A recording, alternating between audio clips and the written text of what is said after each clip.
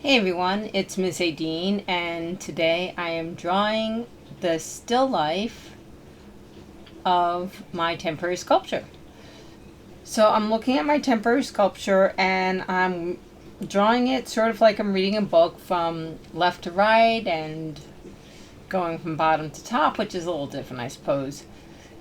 And I'm just putting in the outline of some of the larger objects and marking off where some of the smaller ones will go. I might omit some of them. This is going to be just a short video.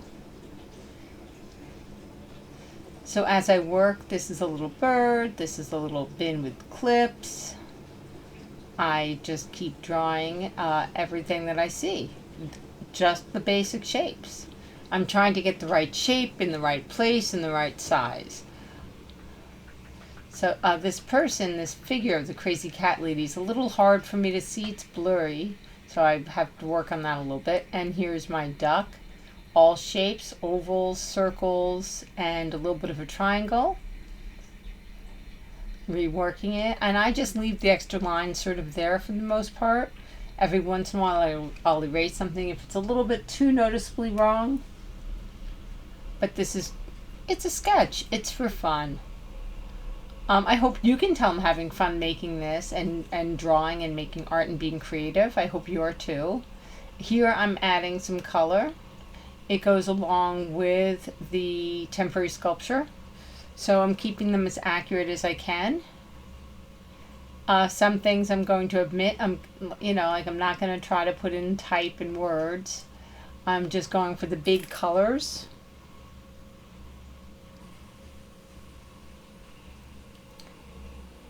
So you can see that as I add the color, it's giving it a sense of more a dimensionality, of being 3D, opposed to just flat.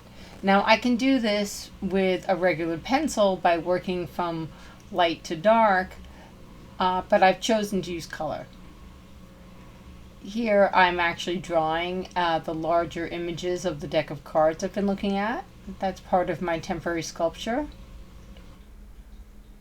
And a box of secrets and some other little things. I think that's a Pokemon toy.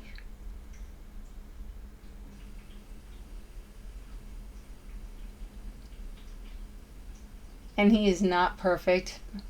The longer you spend on something, the more time you spend looking at it, really looking closely, and then recreating the shapes and the space between the shapes, the more accurate you will be to your original setup, your temporary sculpture. And of course you can do this more than once.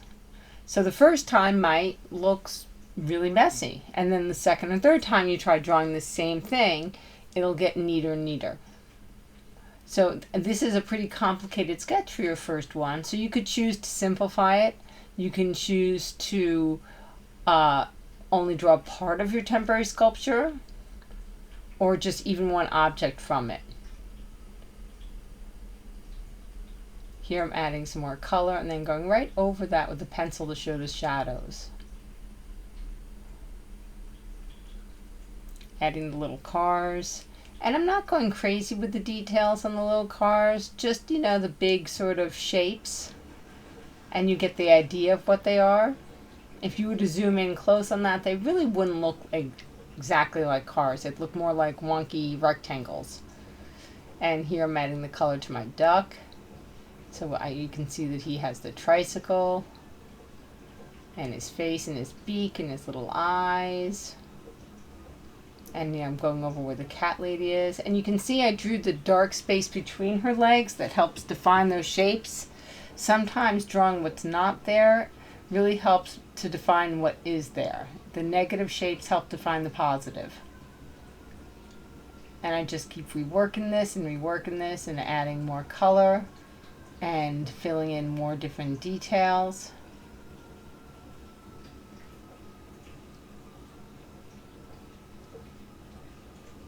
A little box of Singer sewing machine attachments. And this is a box of big clips with a cat.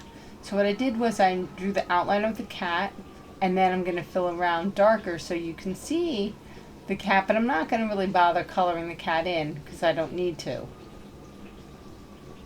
Going over that box, giving a little bit more depth of color.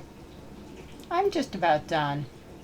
I use the electric eraser to erase anywhere where I want there to be a highlight. A regular eraser would do that just fine too, but the electric eraser is my new toy.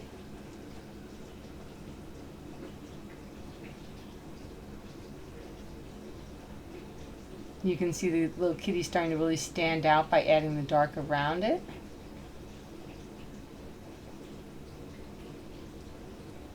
I hope you enjoy watching. Stay tuned next time.